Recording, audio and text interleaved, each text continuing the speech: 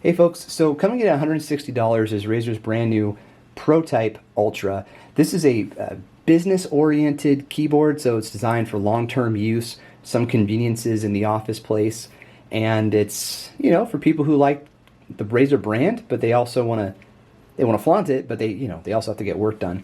So I'm a huge fan of the color. Like I love this mercury, the silver with the white, and then, you know, when you actually have it plugged in, you get this awesome white background on the keys. Turn that off for a second. You can do some effects with this, like if you want it static or pulsing, but there's no per key RGB or anything like that. You can adjust how intense the backlighting is. Multiple stages here with F11 and F12, or you can do it from the software Synapse directly. And it's a Razer keyboard. It acts and performs like a Razer keyboard. These are Razer's yellow switches. I love the way they feel. I love the travel. But I do prefer a lower profile keyboard. This is not thick by any means. Like, you know, it's not as thick as like a Black Widow. It's I think maybe similar to a Huntsman, but I would prefer something that were thinner and, you know, maybe a little lighter and a split key with a bit of a ergonomic angle. That would be really helpful. That to me would be more of a work keyboard. This to me is almost like it's a Razer gaming keyboard with a different colorway. That's kind of what this feels like to me, which isn't a bad thing. If you don't want to flaunt your, you know, 3-pound or whatever Black Widow keyboard, but you want to use Razer in the office place or at home, there you go. So yeah, okay, it does come with this wrist rest. It's not magnetic like past Ornata keyboards from Razer, but it does feel really good. This is not going to be memory foam. Instead, you just have a nice cushion. No idea how long this will hold up for, but so far so good. I've used past Razer wrist rests, like with the Ornata V1 and V2, and I think also the Black Widow V2 came with one, and they're great. They seem to hold up, but I haven't used one for like 2-3 years before.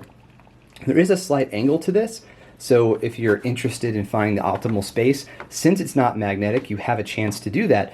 You can, I mean, even if it were magnetic, you could do it too. But anyway, you are invited by the lack of magnets to put this anywhere you feel like it's necessary. I tend to keep mine about 3 inches away from the base of the keyboard. That to me is optimal, but you know, your hand size can be different than mine, and angles of comfort and finger length and all that fun stuff. Okay, so yeah, back to the keyboard. So you do get some good conveniences for the workspace. You know, first of all, it is backlit, so that's going to be helpful. But also, you do get some dedicated keys. You have dedicated volume control of mute, as well as a dedicated F4 for opening your email app. You can rebind these, of course, but this is just what comes out of the gate. Refresh with your F5 is pretty standard, and also a calculator button for F9. So I'm a big fan of the calculator button. I tend to use that a lot.